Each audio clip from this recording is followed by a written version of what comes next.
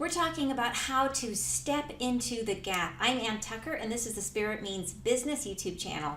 And today we're talking about, with everything that's going on energetically right now. Last week we talked about the pause, about how we're in this state of pause as everything unwinds in the world, and all of the energy, all that hustle and bustle, and all of the distraction that we've all been experiencing for so long. How as that unwinds, we're coming to this place of pause, that you can't be spinning really fast in one direction and then immediately turn and go the other direction. You have to unwind all of that energy and bring it to a place of pause as you then begin to gain momentum to go in a new direction. And the place we're in right now, with the quarantine and with all of the stillness that's settling over all of us, is this place of pause. So what does that mean for us as the conscious entrepreneurs, the healers, the coaches, and the people that serve them, that help them? What does that mean for all of us and our role in what's unfolding right now? I want to look at this from the perspective of how we are each being called to step into the gap that's being created. And for so long, when I think we've all been focused on the challenge, that next step challenge that's been in front of you, which is, how do I get my business going? How do I attract more clients? How do I attract more revenue? It's really just getting to a place of being busy, right? Wanting to be busy. and that's, been the challenge. But as we're stepping into this pause and in the potential that's here, we really need to look at the next step beyond. In order to work with the energy effectively, we have to then look one step beyond and say, what happens when all those clients show up? What do you do when all of a sudden all of this thing that you've been wanting, there's wishing for, hoping, trying to manifest, all of a sudden it appears, and you have to face yourself in that new context and your limitations in that context. And what does that mean for you? So the big question is in that next phase of drawing in this energy that's available to us now, and I'm going to talk more about that, but in that, what is it that you specifically are afraid of? Right? When you have to face yourself, what is it that as things start to speed up for you, as life starts to speed up, as energy starts to draw to you, what is it where you might block it inadvertently? Where is it that you're going to shut it down because it triggers you? And let's deal with that now so that you don't block it, so that you're open to taking advantage of this pause, to allowing the energy to flow to you in the way that it's meant to. So it might be that for you, it might be that when you are in the space of actually getting really busy, that you begin to feel overwhelmed and you worry about maybe you're going to drop the ball. Like, imagine if your business is booming, what does that feel like to you? Right? Does it feel like you're out of control? Like, what do I do first, and how do I handle all of this? And what if I don't serve everybody appropriately, or if I'm not able to handle and I get so busy my life gets out of balance? What if it triggers things around, okay, once people are really out there using or receiving my services, will they feel like it's not good enough, right? Will it begin to trigger you in that way, where it starts to bring up feelings of self-worth and feelings of that am I out of my integrity if what I'm offering isn't perfect? Right, so these are all of the feelings that are the next level, right? The next step forward. These are the feelings that are in store for us. Those feelings that are going to come up around once you've met the initial challenge of drawing in the energy. How does it trigger you, and how are we going to then be prepared for that so that you can stay in the flow and allow the gifts that you're meant to be sharing right now, allow those to spill out of you and to be given, to be shared, right? So it's talking about this unwinding, talking about the pause that I was mentioning before, that when I was in Peru, I had a vision of earth energy and what it looks like.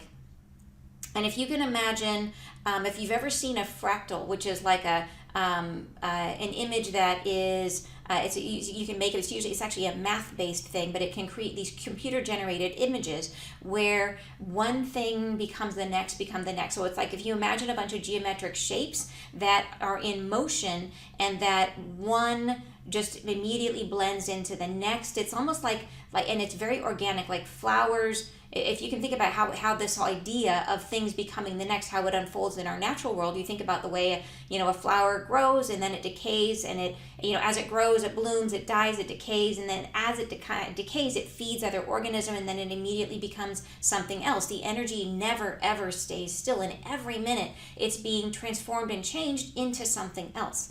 And the vision I saw in Peru was seeing how at the earth level, if you look at the physical world around us and then you break it down to the molecular level, you can see that very, very true thing about earth energies is it's like there's nothing actually solid around us. Everything around you is constantly in the state of becoming something else. It's constantly in motion and evolving.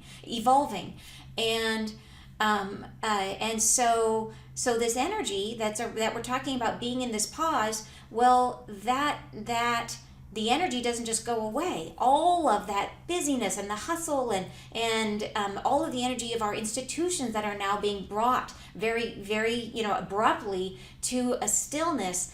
That stillness is not without energy. That stillness is full of potential. And if you think about it like potential energy, like a rubber band. Like if you think about like this is the world normally, and as everything slows down, the rubber band becomes more and more and more. Like this is the potential of this rubber band. It becomes more and more and more powerful. Like the world is pregnant right now with energy, and eventually, it's going to go somewhere. So where do you want it to go? Well, we want it to go to you.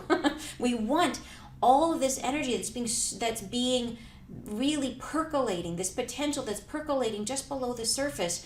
It needs to find, and it will find outlets. It will go in new directions. So where is it going to go? And how do you make sure that it goes to you so that you can channel it into service, and hopefully help us to bring in really a new era, a new way of being, especially over these next many, many years.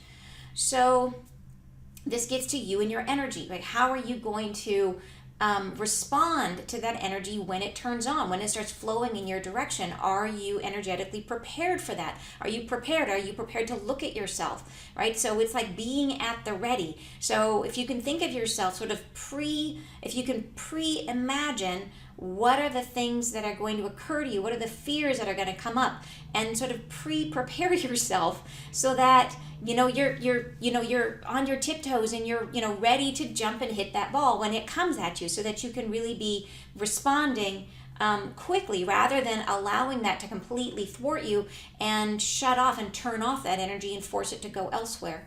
So if you imagine your business all of a sudden booming, all of a sudden things flowing toward you, like literally like someone has turned on a faucet. And what does it bring up for you? Does it bring up, panic? How about hiding? Like, are you finding maybe that starts to come and you start to be avoidant?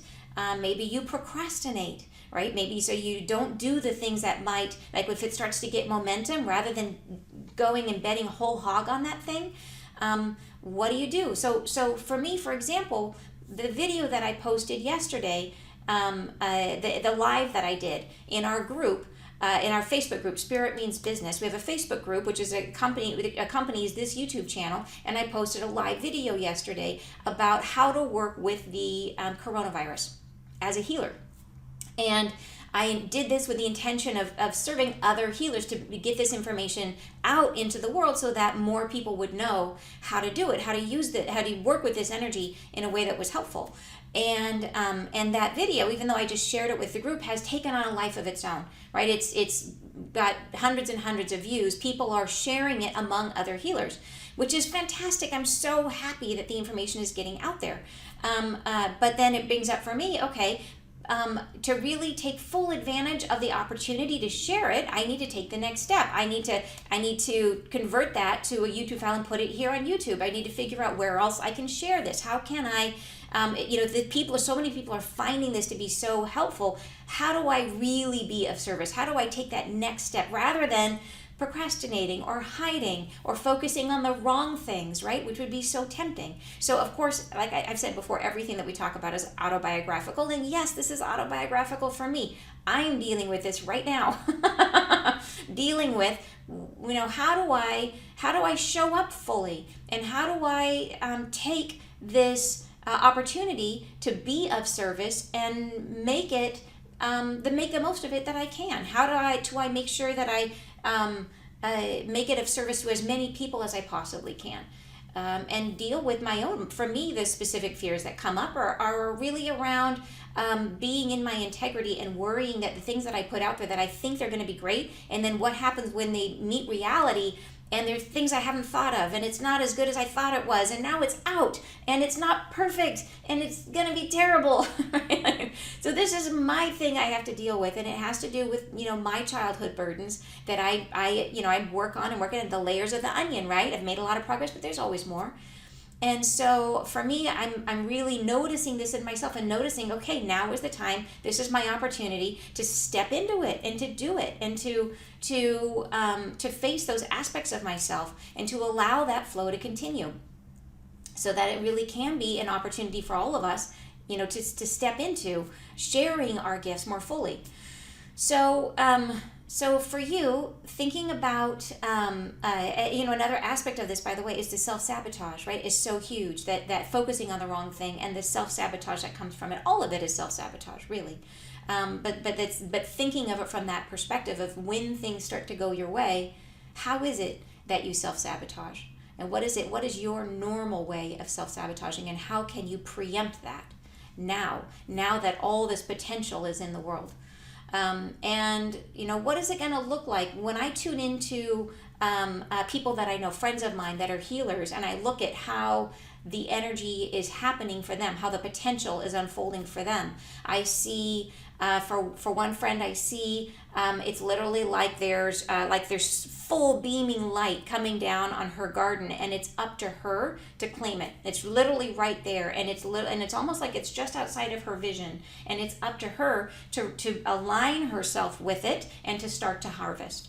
And for another friend, I see her with one of those giant like a sorting basket, those long flat baskets that you see, that if you've ever seen people like sorting through grain, right? Like where they might pick a bunch of stuff and throw it on this basket and then shake it, and then the things they don't want fall through and the things they want stay on top.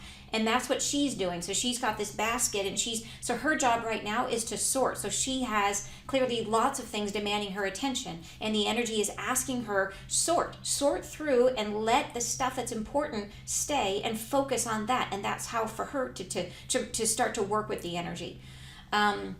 So one thing that I recommend for everybody that I'm going to do for myself, everything is energy, right? That there we can get very caught up in the doing and forget about the importance of the being. And really, if your energy is not in the right place, no matter what it is that you do, you're creating it from the wrong energy, and it's not going to turn out the way you want it to. So we have to work on our energy first. We have to start with ourselves, get us in the right place, and then create from there.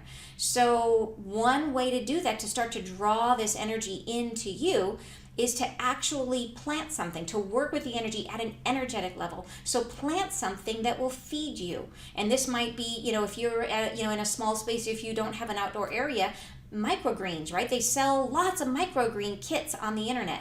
And you can mail order one, since we're all stuck in our houses, mail order a microgreen kit and begin to plant something that will be drawing in this potential energy that's in the earth right now. The earth is harboring this energy for us. You want to start that flow, and think of it as like a siphon, that if you're trying to siphon gas, you have to create the suction, right? You have to draw the air through, and then the gas will follow. Well, you need to start drawing that energy to you. So plant something that will feed you, because from an energetic perspective, there's no difference from growing microgreens that you eat. There's no difference between that kind of feeding than creating the work in your business that then will flow towards you and feed you in another way. It's all energy.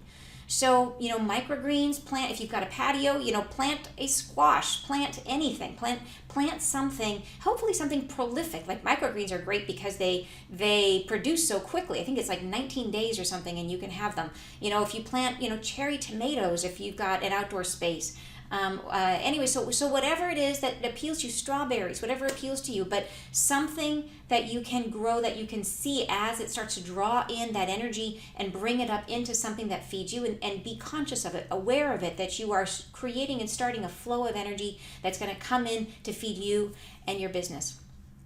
So I hope this is helpful. I know for myself, microgreens are happening. I will be curious to hear from you. What is it that you plant?